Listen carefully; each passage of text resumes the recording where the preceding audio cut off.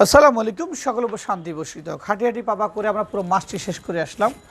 আমাদের এই ৬২তম ব্যাচ ৪ তারিখে আমরা সমাপ্ত করব, শেষ করব। তো আসলেই আমরা চেষ্টা করেছি পুরো এক মাসে যে আসলে বেসিক যে বিষয়গুলো, বেসিক ফাউন্ডেশন বিষয়গুলো খুব গুরুত্বপূর্ণ। কোনো একজন টেকনিশিয়ান হওয়ার পথে বা হচ্ছে, সে যদি বেসিক বিষয়গুলো না বুঝে, একটা মোবাইল খোলা থেকে শুরু করে বোর্ডের সার্কিটের বিভিন্ন পার্টস, বিভিন্ন সেকশন, বিভিন্ন আইসি এবং মোবাইলের বিভিন্ন ট্রাবল শুটিং, পাশাপাশি বিভিন্ন যেই ডিভাইসগুলো বা মডিউলগুলো ব্যবহার করার বিষয় আছে, সেখানে হটগান আছে, পাওয়ার সাপ্লাই আছে, মিটার আছে, বিভিন্ন যে ডিভাইসগুলো আছে সেগুলো ব্যবহার করার যে প্রসেসগুলো, এই জিনিসগুলো জানা আবশ্যক। অ্যাডভান্স আপনি অনেকভাবে হতে পারেন, অ্যাডভান্স ট্রেনিং নেওয়ার জন্য আপনি অনেকভাবে সাপোর্ট নিতে পারেন। বেসিকটা যদি আপনি নিয়ে নেন, অ্যাডভান্স হওয়ার জন্য আপনাকে রাস্তা কমতি নাই। অ্যাডভান্স ট্রেনিং আমাদের বাংলাদেশে অনেকেই করায়, অনেকেই অ্যাডভান্স ট্রেনিং সাপোর্টগুলো দেয়, অনেকে অফলাইনে অনলাইনে দেয়। বেসিকটা যদি কাজটা তার জানা থাকে, তাহলে সে অ্যাডভান্সের বিষয় যে কোনো কাজটা সহজে নিতে পারবে। সে যদি ফোন করে কারো কাছে সলিউশন নেয়, সে সলিউশন দেখে কাজ করতে পারবে, যেহেতু সে বেসিক বিষয়টা জানে। তো আমরা চেষ্টা করছি তাকে সহজতর, একদম সহজ পদ্ধতিতে আমরা বেসিকটা শেখার চেষ্টা করেছি। আই হোপ আমরা, যদিও পুরোটা শতকরা শতভাগ কাজ কেউই করতে পারে না, আমরা তার মধ্য থেকে 50 বা 60% দেওয়ার চেষ্টা করেছি। আই হোপ তার 50% উপর নিতে পেরেছে। আসলে নেওয়াটা হচ্ছে নিজের কাছে। যে মানুষ সফল হতে চায়, তাকে পৃথিবীতে কোনো শক্তি তাকে ধরে রাখতে পারে না। যে সমস্ত নেগেটিভিটি শক্তিগুলো আছে, এগুলো আসলে শক্তি কখনোই কত শক্তিশালী হয় না। তারা আসলে ভয় দেখাতে প্রস্তুত। একজন যুবককে ভয় দেখিয়ে দাবিয়ে রাখা যাবে না, আমাদেরকে দাবিয়ে রাখতে পারে নাই। আমরা আমাদের জীবনকে সফল করার জন্য সবটুকু ব্যয় করেছি এবং সবটুকু নিয়ে আমরা অ্যাচিভ করেছি। সমস্যা আসছে অনেকগুলো, কিন্তু এগুলো সমাধান করেছি মুহূর্তের মধ্যে। তো এরকম সমস্যা আপনার জীবনেও আসবে না তেমন নয়, আপনার জীবনেও আসবে। আপনাকে অতিক্রম করতে হবে নিজ সাহসিকতায় এবং নিজ দক্ষতায়। বিশ্বাস মোবাইল ফোন ট্রেনিং ইনস্টিটিউট কাজ করছে সেই সাহসিকতা এবং দক্ষতার সাথে। আমরা যা বলি তা আমরা করার চেষ্টা করি, এটা হচ্ছে দায়িত্ববোধের একটা বিষয়। তো যারা এখানে আসে দূর দূরান্ত থেকে, তাদেরকে আমি চেষ্টা করেছি আমাদের সবটুকু দেওয়ার জন্য। যদিও তাদের ব্যর্থতা অনেক বেশি, এই জন্য বলবো যে সময়টাকে তারা অনেকে মূল্যায়ন করে নাই। এটা ওর এই ব্যাচ বললে ভুল হবে, বিগত অনেকগুলো ব্যাচ এরকম আমরা দেখেছি। এবং এর মধ্যে থেকে যারা একটু সিনসিয়ার হয়েছেন, তারাই জীবনটাকে সুন্দর এবং সফল করেছেন। সফলতা মুড়ির মোয়া নয় আসলে, যে আপনি মিঠাই দিয়ে গুড় দিয়ে খেয়ে ফেলবেন। সফলতা অর্জন করার বিষয়। দিন, মাস, বছর ঘনিয়ে সফলতা অর্জন হয়। যখন হয় তখন মুচকি এসে বলতে পারে যে আমিও আর 10 জনের মতো করতে পেরেছি, আমিও হয়েছি সফল। তো আমাদের 6 তারিখে শুরু হতে যাচ্ছে 63তম ব্যাচ। যারা মোবাইল ফোন সার্ভিসিং শিখতে আগ্রহী, তাদের জন্যই এই সুযোগটুকু। আপনি একজন নতুন ফ্রেশার, কখনো মোবাইল ফোন রিপেয়ারে কাজ করেন নাই, তাদেরকে আমাদের স্বাগতম। আর কেউ করছেন, সে বেসিক ফাউন্ডেশন অনেক কিছু জানেন না, সার্কিটে অনেক পার্টস চিনেন না, বিভিন্ন সেকশন ওয়াইজ কাজ করতে পারেন না, তাকেও স্বাগতম। তো আমাদের এর মধ্যে রয়েছে আইসি লেভেল। যারা আইসি লেভেল দক্ষ হতে চান, তাদের জন্য আবার 1 মাসের আইসি লেভেলের কোর্স আছে। যদি আমাদের স্টুডেন্ট হন, সবচেয়ে ভালো। যে স্টুডেন্ট না হন, তার সেক্ষেত্রে আপনাকে ইন্টারভিউ দিতে হবে, একটা এক্সাম দিতে হবে যে আপনি কতটুকু জানেন। সে এক্সাম দেওয়ার পরে আমরা নির্ণয় করবো আপনি আইসি লেভেল ট্রেনিংয়ে ঢুকতে পারবেন কি না। এখানে অর্থটাই মূল লক্ষ্য নয়, লক্ষ্যটা হচ্ছে আপনি কতটুকু অবস্থানে আছেন। তো আজকে আমরা ক্লাস করছিলাম নেটওয়ার্ক নিয়ে। যেহেতু সবাই ফ্রেশার, আসলে ওদেরকে আমরা ডিপ লেভেলের বিষয়গুলো নিয়ে অতটা ট্রাই করি না আসলে আমরা। কারণ নতুন যারা কাজ শিখছে, তাদেরকে ডিপ লেভেলের বিষয় নিয়ে আলোচনা করলে, কথাবার্তা বললে বা প্র্যাকটিক্যাল দেখালে অনেক সময় বুঝবে না আসলে। যার কারণে বেসিকটাকে আমরা পূর্ণাঙ্গ করার চেষ্টা করি এবং শর্টকাটে কাজ করা যায়। তো এ পর্যায়ে আমরা নেটওয়ার্কের কী বিষয় নিয়ে আলোচনা করছিলাম, কী ছিল? প্রথম কী ছিল? Emergency no service. তারপর বাইরে থাকলে নেটওয়ার্ক থাকে, ঘরে থাকলে নেটওয়ার্ক চলে যায়। তারপর নেটওয়ার্ক আসা যাওয়া করে। তারপর বেসব্যান্ড প্রবলেম। আচ্ছা, baseband problem, antenna problem, baseband, good. অনেকগুলো প্রবলেম নিয়ে আমরা ডিসকাশন করেছি আসলে।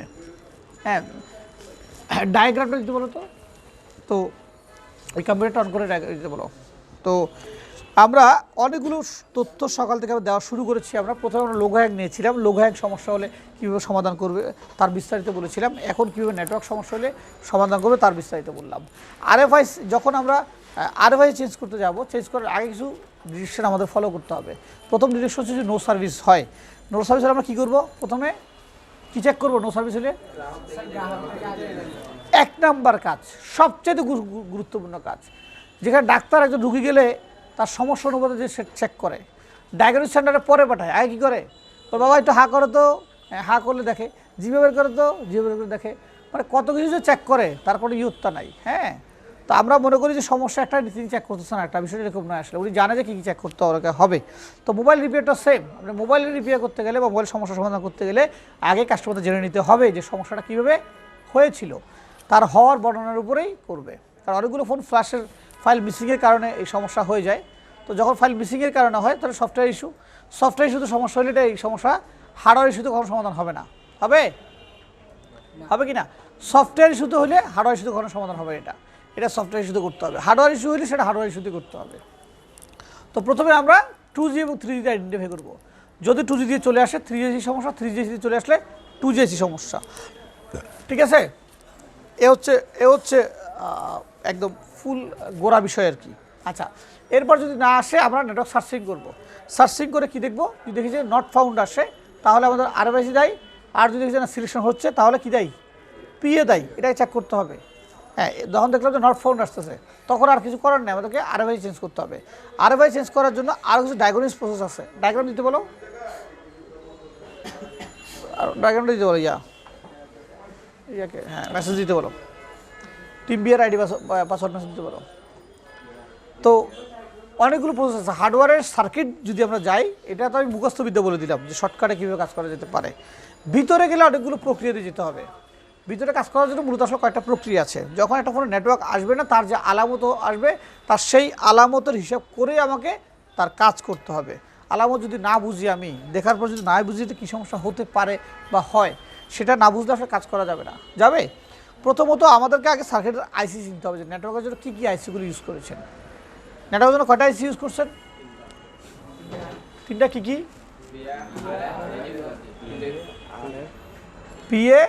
পিএ হচ্ছে 2টা, 3G পিএ একটা, 2G পিএ একটা। আচ্ছা, তারপর 4G লাইট।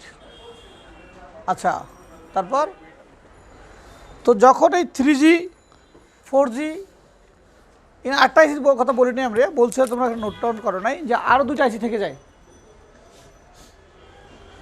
একটা হচ্ছে RX আর একটা কি TX। RX এবং TX, এই RX এবং TX থেকেও কী হয়? নেটওয়ার্ক সমস্যা হয়। মানে এগুলো RX যে সমস্ত ফোনগুলো 3G 4G আইসি ইউজ করে নাই সেগুলোতে RX ব্যবহার করেছে। তো যখনই নো সার্ভিস আসবে, সে নো সার্ভিস আসার সময় নো সার্ভিস বোঝার জন্য আমাদেরকে কী করতে হবে? যখন হচ্ছে নেটওয়ার্কের জন্য কিছু নির্দিষ্ট কিছু বিষয় আছে। বিষয়ের মধ্যে 1 নাম্বার হচ্ছে পরে তোমার বোল্ডেস। রিডিং তো থাকবেই মাস্ট, কিন্তু 1 নম্বরের সাথে যুক্ত হচ্ছে কি? বোল্ডেস যদি প্রপার এখানে না পায় সেক্ষেত্রে কিন্তু নেটওয়ার্ক আসবে না। আরএফে নির্দিষ্ট কিছু ভোল্টেজ আসবে এবং পিএতে কিছু নির্দিষ্ট ভোল্টেজ আসবে। তো আগে আমরা যদি নো সার্ভিস আসে তো সেক্ষেত্রে আমরা আরএফ সেকশনের ভোল্টেজগুলো চেক করে ফেলবো। আরএফ সেকশন চেক করার পরে 2G 3G ভোল্টেজগুলো চেক করবো। আই হোপ যখন এই ভোল্টেজগুলো মিসিং থাকবে তখন আমরা আরএফে ভোল্টেজগুলো ঠিকভাবে পাবো না। তো আরএফে অনেকগুলো গুগলে ডাটাশিট পাওয়া যায়। ডাটাশিট যখন পড়বো তখন বুঝবো যে এখানে কত বোল্ট ইন হয়েছে এবং এই বোল্টগুলো বোর্ডে আছে কিনা। তো সেই কম্পোনেন্ট ধরে আমি ডায়াগ্রামে দেখাবো এটা, সেই কম্পোনেন্ট ধরে চেক করতে হবে যে আরএফে 1.8 ভোল্টেজ ছিল এটা আসছে কিনা, 1.0 ভোল্টেজ ছিল সেটা আসছে কিনা, নেটওয়ার্কের পিএতে যদি 3.6 ভোল্টেজ থেকে রাখে বিপিএস ভোল্ট সেটা আসছে কিনা, 3G পিএতে বিপিএস ভোল্ট আসছে কিনা, হ্যাঁ সেকেন্ডারি ভোল্ট আসছে কিনা, এই ভোল্টেজগুলো ওখানে চেক করতে হবে। যদি ভোল্টেজগুলো পাওয়া যায় ওয়েল অ্যান্ড গুড, ভালো কথা, তাহলে সরাসরি আইসি চেঞ্জ করবো। আমরা আইসি চেঞ্জ করবো কখন? যখন দেখবো যে ভোল্টেজ সব কিছু আছে তারপরে কী করতেছে না, কাজ করতেছে না, তখন আমরা আইসি চেঞ্জ করবো। কেন আইসি চেঞ্জ করবো? যে ভোল্টেজের এগেনিস্টে ভোল্টেজের পিছনে যে কানেকশন যেগুলো আছে লাইনের কানেকশন, ওই লাইনের কানেকশনগুলো অনেক সময় ট্রেসিং করা যায় না, কারণ এগুলো ডায়াগ্রাম ধরে ট্রেসিং করতে অনেক সময় লেগে যায়, এত সময় অনেকে ধৈর্য ধরতে পারে না আসলে। তো কাজেই সেই ডিপ আরও স্টাডি ট্রাই না করে, অনেক সময় কিল না করে আমরা সরাসরি আরএফআইসি চেঞ্জ করে ফেলি। একটা আইসি আমি যে কথাগুলো বললাম যে নেটওয়ার্কের আরএফআইসি ভোল্টেজ চেক করবো, পিএ 2G ভোল্টেজ চেক করবো, 3G ভোল্টেজ চেক করবো, কতক্ষণ সময় লাগবে? এগুলো করতে অ্যারাউন্ড তোমার আধা ঘন্টা 1 ঘন্টা সময় চলেই যাবে। তো যদি তোমার কাছে আরএফআইসি থাকে সেম আরেকটা, যেহেতু নো সার্ভিসের জন্য আরএফআইসি দায়ী, তো আমি তো এগুলো চেক করার আগে মানে এটার চেক করার 40 মিনিট আগে আমি আইসি চেঞ্জ করে ফেলতে পারতেছি, তাই না? তাই চেঞ্জ করে ফেলতে হবে, আইসি আমার কাছে আছে, আইসি চেঞ্জ করে ফেলবো আমি। আইসি চেঞ্জ করা যদি না হয়, আইসি চেঞ্জ করার পর যদি না হয় তাহলে কি আমি কী করবো? আবার আমাকে টেস্টিংয়ে যেতে হবে। লাইক এই যে যেমন এটা একটা নেটওয়ার্কের একটা ইস্যু, কেমন নেটওয়ার্ক ইস্যু, যেমন দেখো এখানে নেটওয়ার্ক ইস্যু। এ হলো RFIC WTA 2965। দেখো এখানে A1 A2 A3, এই 3টা কানেকশন একই, 3টা কানেকশন একসাথে ঢুকছে RFIC-তে। কয়টা ঢুকছে? 3টা ঢুকছে এখানে। কত দেখো, এটা 1.0 ভোল্ট। এটা অন করার পরে সিম লাগাইতে হবে, নেটওয়ার্কের ভোল্টেজ সিম লাগা ছাড়া ওপেন হবে না, সিম লাগাইতে হবে। সিম লাগিয়ে ভোল্টটা ওপেন করতে হবে। ওপেন করার পরে এখানে পাওয়া যাবে কত, এই যে এই ক্যাপাসিটরগুলোতে এই কম্পোনেন্টে পাওয়া যাবে কত, 1.0 ভোল্ট যদি থাকে তাহলে ঠিক আছে। এরপরে 1.8, এই দুটো ভোল্টেজ সেখানে বিদ্যমান থাকবে। এই দুটো ভোল্টেজ এখানে থাকে তাহলে কি নেটওয়ার্ক, হ্যাঁ আসছে এই পর্যন্ত, ঠিক আছে। তারপর নেটওয়ার্ক নাই, সেক্ষেত্রে তোমাকে আগে কী করতে হবে, RFIC চেঞ্জ করতে হবে। আর নেটওয়ার্ক যদি নাই, যেহেতু নেটওয়ার্ক পাও নাই নেটওয়ার্ক, তাহলে নেটওয়ার্কটা কোত্থেকে আসছে, এটা আসছে কোত্থেকে, এই যে দেখো সরাসরি PMIC থেকে আসছে নেটওয়ার্কটা, এই যে PM থেকে, ওকে, এই নিচ থেকে আসছে আইসা এই যে উপরে ঢুকছে। তার মানে কি PM থেকে ডাইরেক্ট সরাসরি PM থেকে আসছে, ওকে গেল RFIC। এবার চেক করলাম নেটওয়ার্ক 2G-তে PA-তে ভোল্টেজ আসছে কিনা।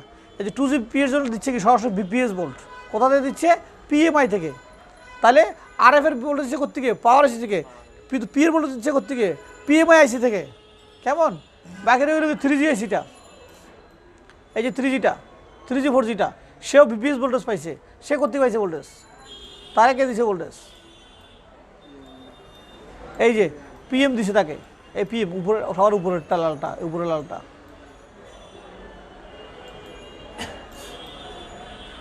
এই যে। তাহলে বোঝা গেল, তাহলে 3টা IC-র ভোল্টেজ 3 জায়গা থেকে দিছে, তাই না। ভোল্টেজ চেক করতে হবে, ভোল্টেজ প্রপার আসছে, যে ভোল্টেজ সব আসছে, তাও কি নাই, নেটওয়ার্ক নাই। আগে বোর্ডের পুরো ইয়েটা দেখবে যে বোর্ডটা ক্লিন আছে কিনা, ফাটাটা নাই কিনা, সব কিছু ফাটাটা নাই, ক্লিন আছে, তখন তুমি কী করবা, সরাসরি RFIC চেঞ্জ করে দিবা। আশা করি প্রবলেমটা এখানে সলভ হয়ে যাবে। তারপর যদি সলভ না হয়, এবার তুমি পিয়ের বাকি ভোল্টেজগুলো দেখবা যে পিয়ের ভোল্টেজগুলো ঠিকমতো আসছে কিনা। ভোল্টেজগুলি যদি না আসে, ভোল্টেজ না আসলে যে IC চেঞ্জ করতে হবে বিষয়টা এরকম না। ভোল্টেজ যেহেতু আসার সময় ক্যাপাসিটির হাত ধরে আসছে, যদি ওই ক্যাপাসিটিটা ওভার রিডিং হয়ে যায়, ওই ক্যাপাসিটি যদি শর্ট হয়ে যায়, তাহলে কি ভোল্টেজ আসবে, আসবে না। অনেক সময় ভোল্টেজের জন্য দায়ী হচ্ছে ক্যাপাসিটর, আর ক্যাপাসিটর শর্ট হয়ে যায়, শর্ট বা ওভার রিডিং হয়ে যায়, সেটা যে সেখানে থাক না কেন, কারণ ভোল্টেজ যেখানে ঢুকছে সেখানে কী হচ্ছে, ক্যাপাসিটি আছে না, ক্যাপাসিটর ডাইরেক্ট সেখানে থাকেই। সো এদিকে খেয়াল রাখতে হবে। তো যারা আমাদের দেখছেন, আসলে আমরা ভিডিওটা অলরেডি লং হয়ে গেছে, আর লং করবো না আমরা, পরবর্তী সময় আবারও দেখা হবে। আমরা 63তম ব্যাচ শুরু করতে যাচ্ছি, সবাই আমাদের জন্য দোয়া করবেন। আর এই যে সদ্য যারা দেখছে, তারা ট্রেনিং করতেছে, 1 মাসের ট্রেনিং শেষ পর্যায়ে আসছে, তাদের জন্য দোয়া করবেন, কারণ তাদের দিকে তাকিয়েছে তাদের পরিবার তাকিয়েছে যে আমার ছেলে কাজ শিখতে গিয়েছে, কাজ শিখে আসবে, আসার পর একটা সময় নেবে, এরপর সে উপার্জন করে পরিবারকে চালাবে। আসলে তা আমরাও চাই সে তার পরিবারের আশা ভরসার প্রতীক হোক। ভালো থাকবেন, সুস্থ থাকবেন। আসসালামু আলাইকুম।